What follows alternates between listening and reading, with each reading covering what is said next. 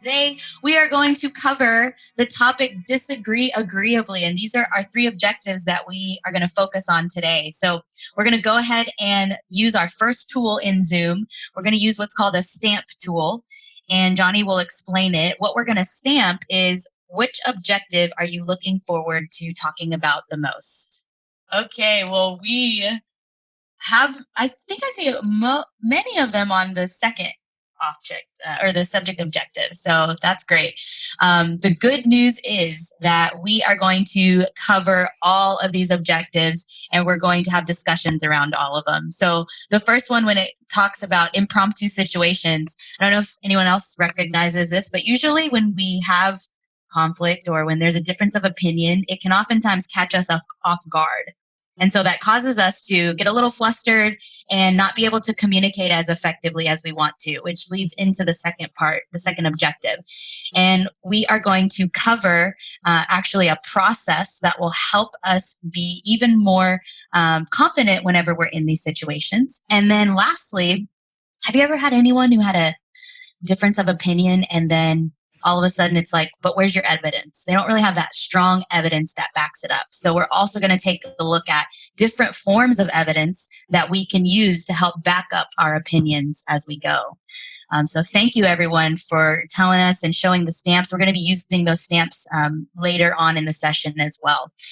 So there's about 119 people on the call. So we're going to see how this goes, this next activity, and see if we can manage it well.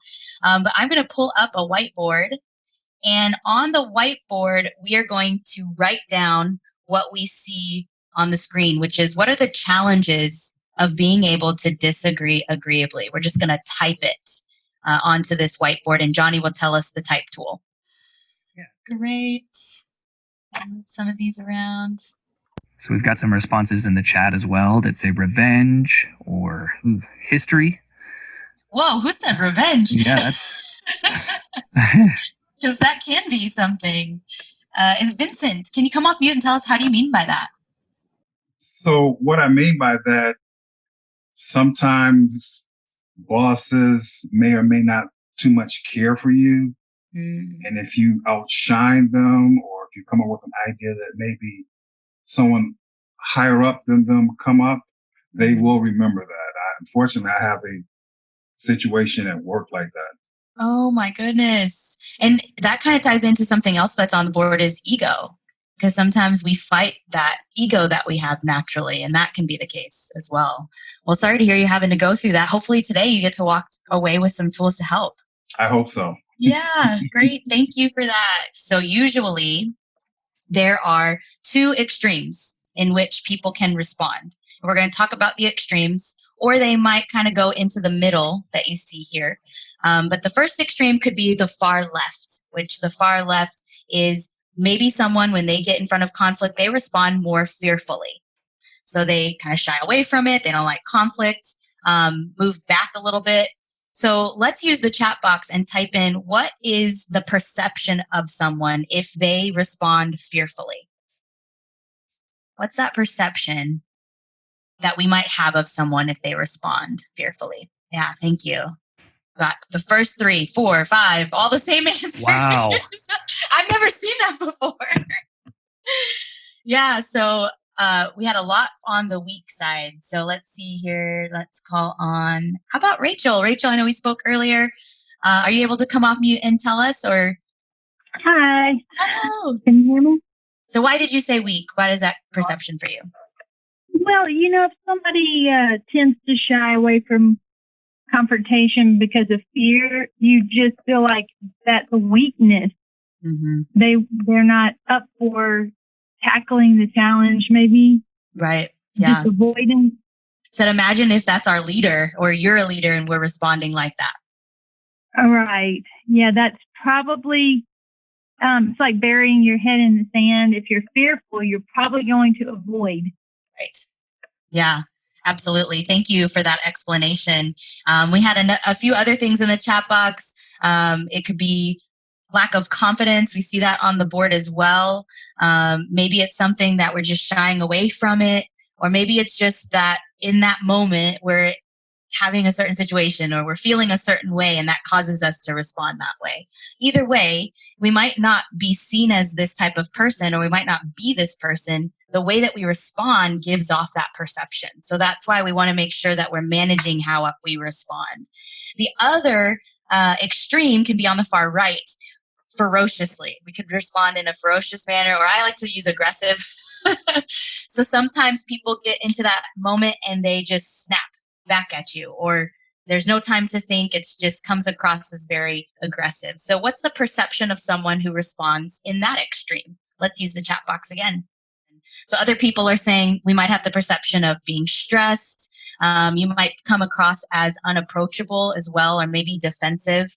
And then Jay, you mentioned incompetent. And isn't that the truth? Because we might be extremely smart, and just in a response, people might think otherwise, or we lose credibility. So with our tools and with our discussions today, our focus is to look at how we can respond right in the middle, right in that confident, assertive, in charge manner that still maintains relationships and maintains the lines of communication. So in order for us to be able to practice that at the end on some of the techniques we're going to be learning, we want to come up with some different topics that we can have differences of opinion on. So because we like to create an environment of practice, I usually like to say, let's stay away from politics and religion and all that for now for practice. But then we can talk about how we can use these tools in that arena afterwards. So we want to make them professional topics, things that we might disagree with in the workplace, and also even fun topics. Like somebody, when I did this yesterday, they were like, should you add jelly to your peanut butter sandwich and make it a peanut butter and jelly sandwich? So not saying you should use that, but yes. And I'm actually, instead of having everyone type, I'm actually going to insert these on the slide just so that I can duplicate it and we remember our topics to be able to practice them later. So this should be good, and we can duplicate this, and feel free if any other topics that come up that you'd like to practice with, feel free to use that as we go through. But I will keep this, and let me go ahead and duplicate it as well so we can use that later. So the process that we are going to look at is what Dale Carnegie calls a disagree agreeably process. And it actually is a 3-step process. So what we're going to do is we're going to spend time to really break each component down so that we learn each part of it separately. Then we can come together and practice it all at once, all put together. So it might feel weird practicing it right now because it's disjointed. But once we're able to put it all together, we can practice it and we can ask questions on how we can more effectively use it. And I know there are some grads that are on the call as well, Dale Carnegie course graduates. This topic is actually in that course that we provide, which I'll talk about that later. It's a 3.5-hour session. So imagine all the stuff we're trying to get into this hour and still be able to kind of understand how we can utilize it outside of here. The first part of this process is the think part of it, which I'll go more in depth in a moment. And then the second part is the cushion component. Third and last part is our response. So that is our 3 areas. The first place we are going to start is just with the think and the speak part. So usually when someone expresses a different opinion than us, our usual response usually is we want to say what we think first. So for me, if someone were to, because I actually played college basketball, so I love basketball. I think, Eric, I told you I love watching basketball. So if someone were to tell me that basketball is horrible and it's a waste of time and there's nothing you can get out of it, I would definitely have some choice words. And so I would say, no, I can't believe you're saying that. So usually we respond by saying what we think first, and then we'll back it up with why we think it. And then if they're still listening and if we have enough time, then we usually provide them with evidence behind it. So because that's our usual response, it's really easy to get into the habit of just responding that way. So the challenge with this process is we actually want to flip that upside down. So instead of starting with what we think, we want to actually start with our evidence. So that way we we get to the facts or whatever it is that backs up what we think first. And there's so many different forms of evidence that we can use. Dale Carnegie said that evidence defeats doubt. And defeats is an acronym for all of the different forms of evidence that we can use. So let's go back to our tools and let's use the stamp tool and put a stamp on the form of evidence that you like the most out of all these forms of evidence. And then also use the question mark stamp to put a question mark on any that you'd like further explanation on what they are. Got some more examples and facts in the chat box as well. So examples and facts, facts are irrefutable. So usually that is what people like because nobody can say it's not true. They can go look it up and it's right there. It's an irrefutable fact. Examples are great as well because examples are our own personal experience. And so it's harder for people to say, no, that's not true because we've lived through it. We've seen it and we have that evidence to support it. Okay, so some of our question marks. The first question mark was on demonstrations. So demonstrations are what I like to think of is, remember when people used to do door-to-door selling? So I remember that someone came to my house once and they were selling knives, these really, really expensive knives. And they came in and they said, well, let me show you how your knives are cutting. And let me show you how these knives cut. And that showmanship, just showing us how it works, is described as a demonstration because they're showing us how something works. So that's what a demonstration is. I know it's Austin, so there's a lot of tech companies, and tech companies go through demonstrations for software or things like that. So that's that explanation. Now, exhibit is different because exhibit is more static. So a PowerPoint is an exhibit because it stays the same. Well, not our types of PowerPoints, but obviously we have all these stamps up here. But it would be like a poster, or it would just be something that stays there that someone can look at. And then analogies are just comparing something that's more complex to something that people understand more of. Testimonials, I think of customer testimonials. They're stories that we use. And then statistics are something that some people love statistics, right? They love just the studies and the stats that come from the different studies that happen. And then some people don't like statistics because it's arguable that they can be skewed sometimes, right? So we want to make sure that we know what form of evidence will resonate with that person the most, because I hate to say it, but it's not about us. It's about how can I really connect with them so that we can both have a conversation. The key with this is choose the form of evidence that would resonate with them the most. All right, so those are the forms of evidence. We're going to clear the screen because we're practicing here. We're going to use the easiest form of evidence that we can because we want to not have to go look things up and all of that. So we're going to use the example form of evidence. So we're going to think of personal examples that back up our opinion that we have. So we're going to go back up here. We're going to practice this because this part, when we flip it to where we start with evidence first, is so hard because we're not used to doing that. We're used to just responding with what we think. So I'm going to throw out just a generic topic and think about a personal example that you've had around that topic.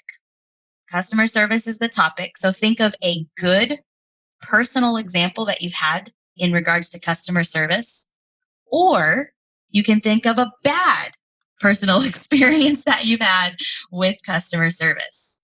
And so, Bridget, I saw you go right into the chat box and you said Chick-fil-A. I myself have had great experiences with them. Can you come off of mute and tell us your customer service story? I don't know. They always come to mind because I always feel a certain way when I go to Chick-fil-A. And especially early on when I realized they said my pleasure, whereas other places usually didn't even say anything, but they always said my pleasure. Yes. It's like, oh my gosh, that makes me feel some kind of way. So exactly. It's like, oh my gosh. So That's Bridget, great customer service. With your story, it's so relevant because everyone can agree with it. Something that we can do if we just try it here, just to practice. What's one personal experience, not necessarily just how you feel every time you go, but could you walk us through one of the most memorable situations that you've had at Chick-fil-A? Like since the pandemic, for example, they immediately, at least the one nearest me, they opened up right away. They had very specific rules as to how they could service you through that line. And it moved like clockwork, even given all of the changes that they implemented. So what does the evidence indicate to you? What does that tell you? The evidence indicated that Chick-fil-A understood what I wanted as a customer. So therefore, what do you believe about customer service? I believe that customer service at Chick-fil-A is good. There we go. Nice. All right, everyone. We actually have some reactions at the bottom of our toolbar. Let's give her a little hand clapping reaction. Awesome job, Bridget. Thank you for that. So when we provide that evidence, there's two ways that we can do it. And we tend to do it more in a generic way. Like, oh, I've always had this experience, or this always happens to me. And when we can be even more specific, like Bridget just was in her own personal experience, it's harder to go against that. It's harder to not believe it. Because in general, if you tell them something in a generality, they might be like, oh yeah, but I'm different. That doesn't happen to me. Whereas if you get more specific with it, it's a little more relevant and relates to them more. So thank you so much, Bridget, for walking through that with us. And we're going to keep going because we have the second part of this component, this process that we're going to look at. We'll clear the screen here. The second part is we have to say something before we actually go into our evidence. So there's a part between the first and the last, and inserted in between it is what we call a cushion. So if we think about a seat cushion, just like the one either you're sitting on or the one you see on the screen right now, what does a cushion do? Please use the chat box. What's it used for? Someone said, you're wrong, zero cushion. Yes. That was a recent experience, it sounded like. Yeah. So it softens the blow. It makes it comfy. So that's exactly what a verbal cushion is. A verbal cushion is a statement that kind of helps bring down people's guard a little bit, makes it softer, makes the conversation a little softer. It doesn't mean that you're soft in your all-around approach. What a cushion statement says is, I hear what you're saying, and what you're saying is important. And so there's some rules to the cushion that we want to keep in mind. This statement should not disagree or agree. So it needs to be a neutral statement whenever we respond. Also, a cushion statement should validate their concern that they have. And lastly, the most important is there are no buts on the cushion. And usually when I do that face-to-face, people laugh, but I can't. Can't see very many people, but it's okay. But no buts on the cushion, meaning no howevers either, because however is like a fancy butt. I call it a butt in a tuxedo. And the therefore is another way of saying but.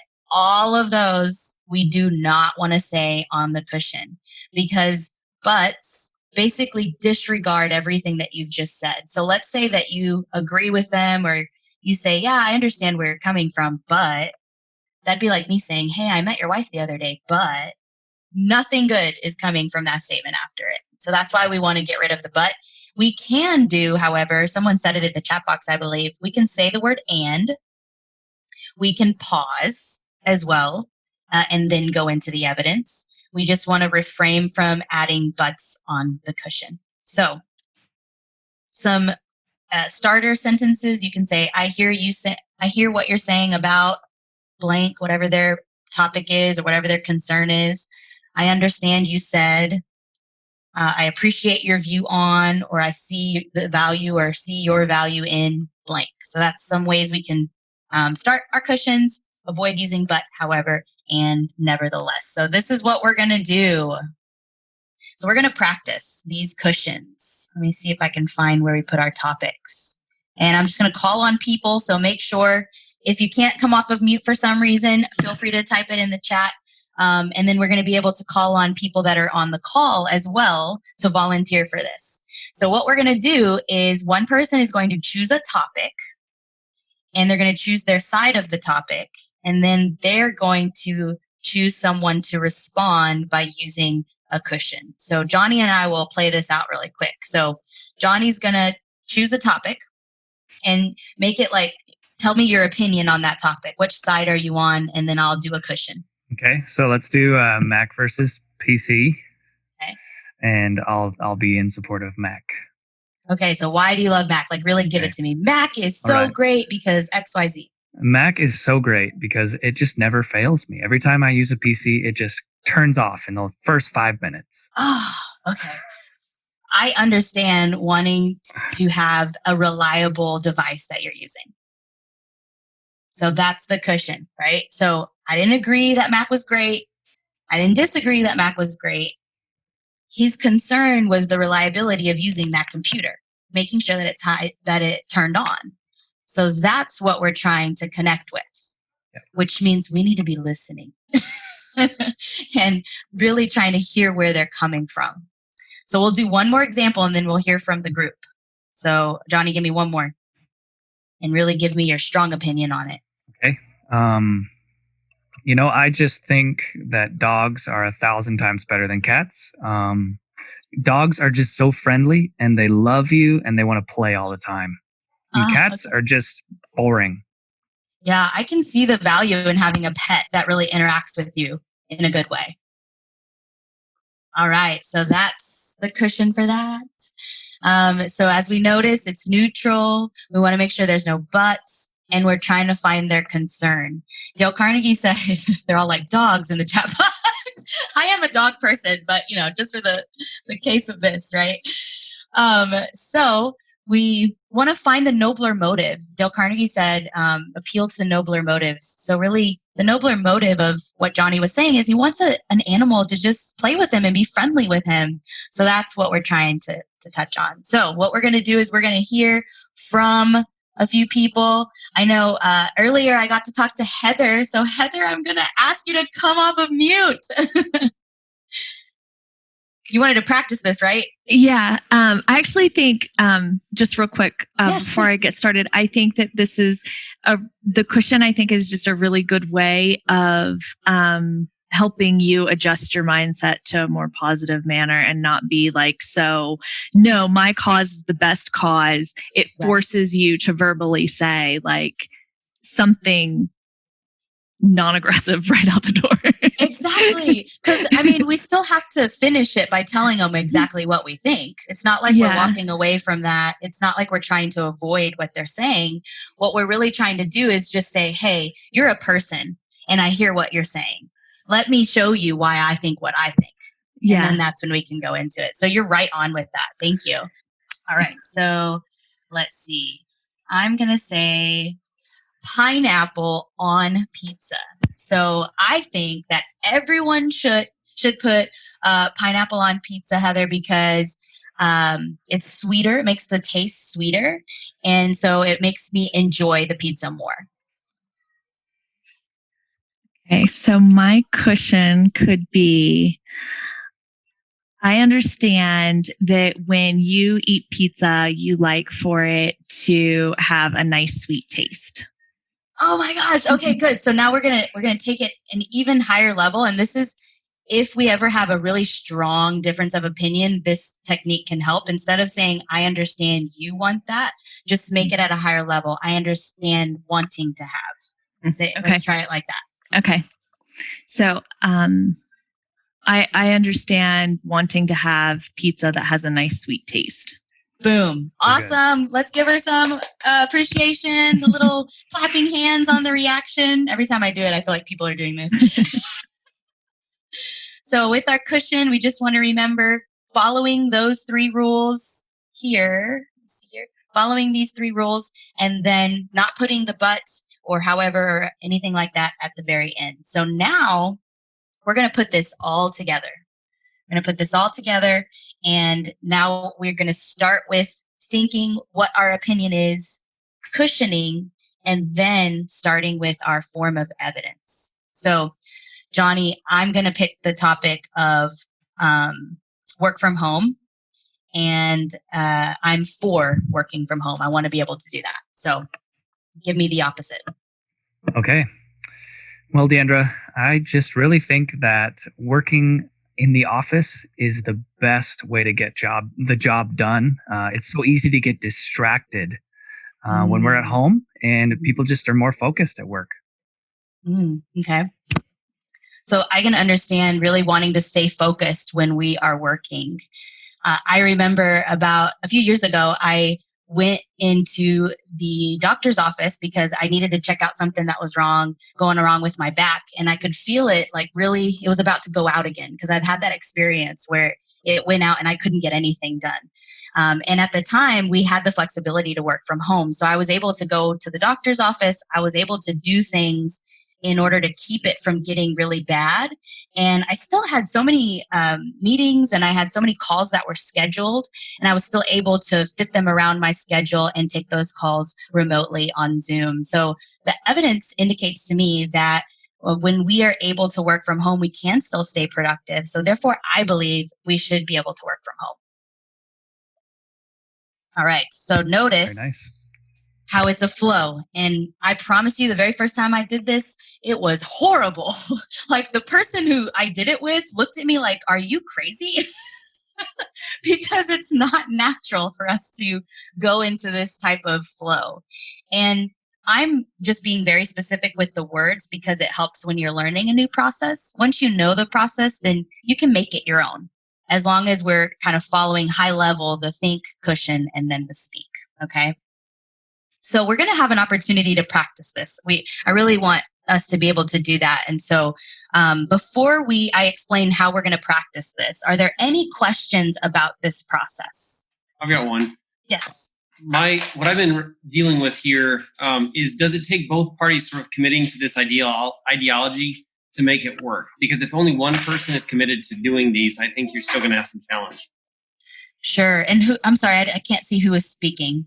Darwin. Okay. Thank you so much for that. Yeah. So question is around, do both parties really need to be able to use this process for it to be successful? Is that right? Exactly. Okay, great. And I can understand wanting to make sure that, you're connecting with them. So it's really important. And what we have found is that in that moment, we can't really control others, right? We can only control ourselves. And what we want to do is be able to come across in a way that allows them to feel that they can have an open conversation with us. I remember I had a graduate of the program who was new to the process, and he used the process and he came back and he said, "This doesn't work." And I said, "Why?" And he said, "Because they still believe what they believe." And I said, "Okay, well, is that the purpose of the process?" And he said, "Well, I thought it was. I thought they need to believe what I believe." And Dale Carnegie said that we want to show respect for the other person's opinion, never say you're wrong. So this process isn't to allow us to come to like, you believe what I believe or they believe what you believe. It's more about how can we really go across this in an empathetic way, have a not aggressive conversation, and just hear the other person. So it doesn't necessarily mean they need to know this process, because it starts with us. We get to lead that conversation. So disagreeing, agreeably, very good. Essentially. I like the emphasis on emotional intelligence there. Yeah, thank you, Darwin. All right, so we are going to jump right in and practice. I know some of us are probably like, I still have more questions. Our method is, let's just do it first, and then we can dissect it a little bit afterward. Hopefully everyone got some type of opportunity to practice. If not, we at least know the process now. So yes, I know that we always go and we practice, even in our office. Sometimes we'll practice it, or with my colleagues. And like I said, the first time I practiced it, I crashed and burned, and that's okay, because it's like with any new skill, it's going to feel a little fake or awkward in the beginning. So, but we need to start practicing it just to, one, see the results that we get. Because if we get bad results, then, I'm not going to say continue to use it. If we get good results, once we start getting used to it, then it definitely can help us if we're seeing what the outcomes that we're wanting. So Heather's going to start practicing it on her kids. That's the perfect platform, is to practice with your kids. All right. So just in the chat box, please put in the chat box, what has been your biggest takeaway from learning this process and the discussions today? It can be about the process, or maybe it was about our discussions, but what's been your biggest takeaway for today? Yeah, Terrence, right out of the gate, you said listening. Can you come off of mute and tell us why listening? Yes, this is Terrence from the beautiful city of Austin, Texas. Woo, yeah! Yes, Deandra, you have to listen. And I would even insert listen with empathy, because only then can we properly respond and stay away from those conjunctive adverbs. Yes. However, although, etc. So listening enables us to respond correctly and respond with empathy. And I think those are qualities that are lacking in many of our communication styles lately. Absolutely. Because it's hard work. I mean, for us to be able to fully listen, but then also be thinking about what evidence do I have, that causes us to really have to be focused. Absolutely. Thank you for that insight.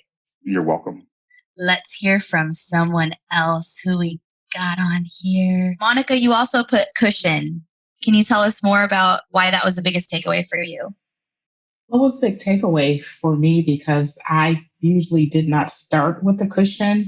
I would also drop in those words. And sometimes I try not to use but. And so I think now I will try to listen more, insert my cushion first, and then ease into my reasoning of why I feel different than that person. Yes, thank you. Because it is okay to pause. That shows them that you really want to give thought to what they've just said. Yes. And it helps us get our thoughts together. Appreciate it. And Claire, did you come off of mute? Are you able to talk? I think I did. Can you hear me? Yes. Yay, thanks. Yeah, I liked the cushion technique because it was specific. It was something concrete that you can apply to just about any conversation on a conflict. And it allows you to set the right tone for constructive listening and resolution without conceding or being weak or being aggressive. Yes, thank you for that insight as well. It aligns with what we've all been kind of chiming in with and people have been saying in the chat box. And so this process is really something that just gives us, I can't remember who said it earlier, but it gives us an added tool to our tool belt. It's just another way that we can handle these types of situations. And can you imagine if, with everything that's going on in our world today, people intentionally used more of this? Imagine what the impact could be. And really, it starts with us. It's just like throwing that pebble into the water, creating those ripple effects. We are leaders in our organizations and our communities. So let's have it start with us. We'd love to hear your feedback quickly before everyone goes. It'll only take 1 minute. There's 3 questions on there. So Johnny's going to drop that in the chat box. One person, there'll be a drawing. We'll pull a name out.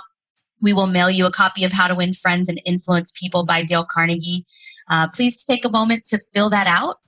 In final thought, Dale Carnegie said, show respect for the other person's opinion and never say you're wrong. Have a great day, everyone. Appreciate it.